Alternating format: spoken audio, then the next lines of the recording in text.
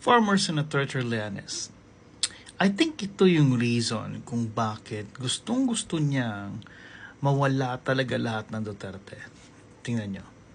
Naglabas na ng mga bagong ebidensya si Pangulong Duterte ukol sa mga bank account ni Senador Antonio Trillanes. Giit pa ng Pangulo, nagawa raw maipasara ng Senador ang bank accounts nito sa Singapore sa pamamagitan ng online banking bago pa ito pumirma ng kanyang waiver. Narito po ang aming eksklusibong report.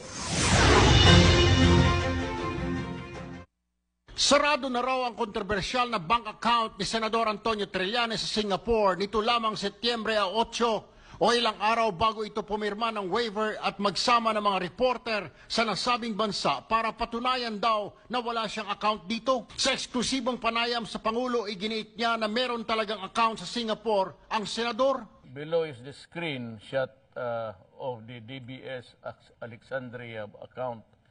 Termination of Trillanes and where he sent the funds.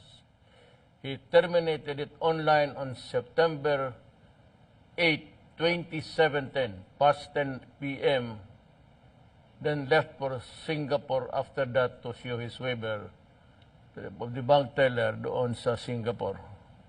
Nawala siyang account. Nilinaw din ng Pangulo ang totoong bank account number ng Senador sa Singapore. Nagpakita rin ng dokumento ang Presidente na aabot sa halos 200,000 Singapore dollar ang nailipat sa isang Fabian Go mula sa isineradong account ng Senador. Ipinakita rin ng Pangulo kung saan nanggaling ang mga pera at kung magkano ang mga pumasok sa account ni Trillanes. Yung itong bank account na blue, yun yung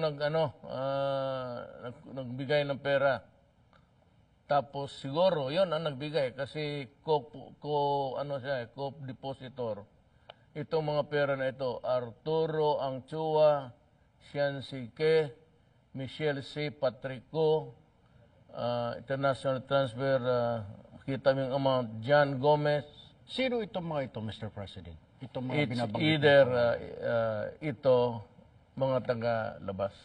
Inisa-isa rin ng Pangulo kung saan naman inilipat ng Senador ang kanyang mga pera bukod kay Fabian Go. Yung red, doon niya nilipat. So yung fund transfer withdrawal is 40 kay Juan Antonio F. Trillanes, pati Robert Fong.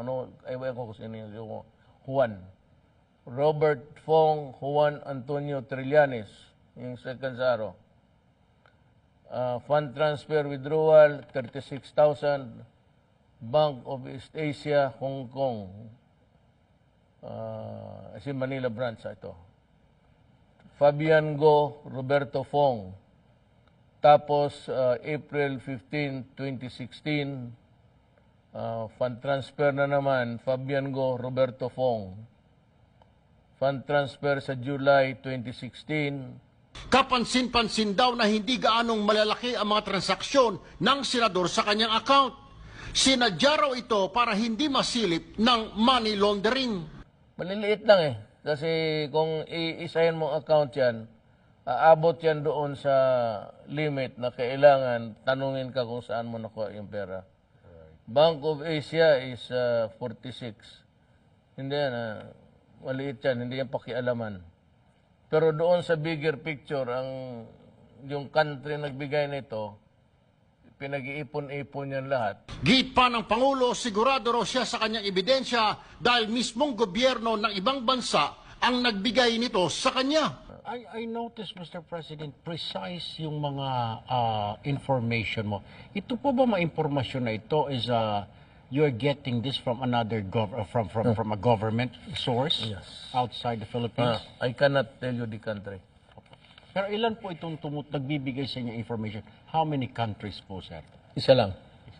Galit yan sa money laundering. Meron naman daw report ang intelligence community na ang pera ay posibleng ginamit ng senador para pabagsakin ng gobyerno. Based on analysis, the funds being laundered by Trillanes and his group may not be for their personal use, but rather is being used for their cause and possibly to destabilize government. O di ba? So I guess paubos na siguro yung ipon ni former Senator Trillanes kaya niya gustong-gusto talaga na mawala yung mga Duterte sa politics, right? Para at least ma-release yung funds niya. But I don't know, that's just my opinion. But, I mean, since mainit ang salin ngayon, I think, for me, hopefully, they will include former Senator Trillanes coming from, from being a military going to senator.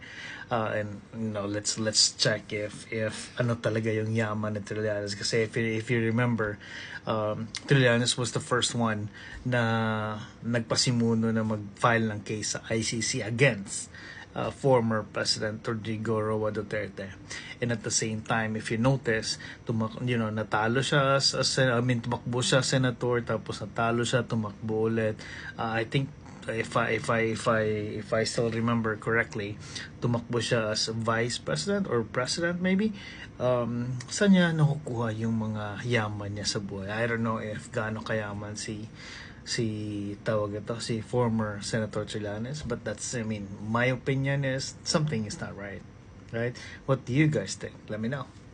Cheers, bye.